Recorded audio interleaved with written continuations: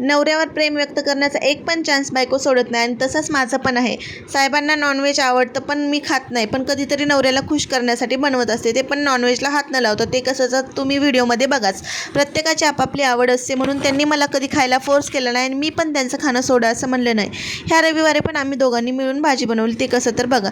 साहेबांनी चिकन स्वच्छ धुवून घेतलं, त्यामध्ये हळद, मीठ, अद्रक लसूणची पेस्ट, दही टाकून व्यवस्थित मिक्स केलं आणि मॅरिनेट करण्यासाठी ठेवलं. तोपर्यंत मी कढईमध्ये तेल टाकलं, कांदा, बारीक कट केलेला खोबऱ्याचे तुकडे आणि टोमॅटो घालून व्यवस्थित असं हे फ्राय करून घेतलं आणि नंतर हे थंड झालं की मिक्सरच्या भांड्यामध्ये हे सगळं तळलेलं काढलं आणि थोडीशी कोथिंबीर टाकून मस्त अशी पेस्ट बनवून घेतली.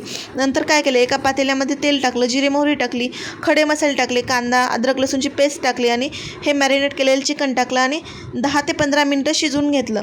नंतर मग हे सगळं बाजूला काढून घ्यायचं आणि एका पातेल्यामध्ये तेल टाकायचं. परत आपण फोडणी देणार आहोत. त्या पातेल्यामध्ये तेल टाकायचं, जिरे मोहरी टाकायची, बनवलेली पेस्ट टाकायची, लाल तिखट, काळा मसाला, चिकन मसाला, कसुरी मेथी हे सगळं टाकलं आणि व्यवस्थित असं फ्राय करून घेतलं ह्या पेस्टला तेल सुटेपर्यंत. आणि नंतर त्यामध्ये बॉईल केलेलं चिकन टाकलं आणि 5-7 उकळे येऊ दिले. व्यवस्थित शिजलं की हे मग आपण बघायचं आणि नंतर आपली भाजी तयार आहे. अशा प्रकारे आपण एकदा बनवा आणि नवऱ्याला खुश करा. तुम्हाला व्हिडिओ आवडला असेल तर लाईक, शेअर आणि सबस्क्राईब करायला मात्र विसरू नका. धन्यवाद.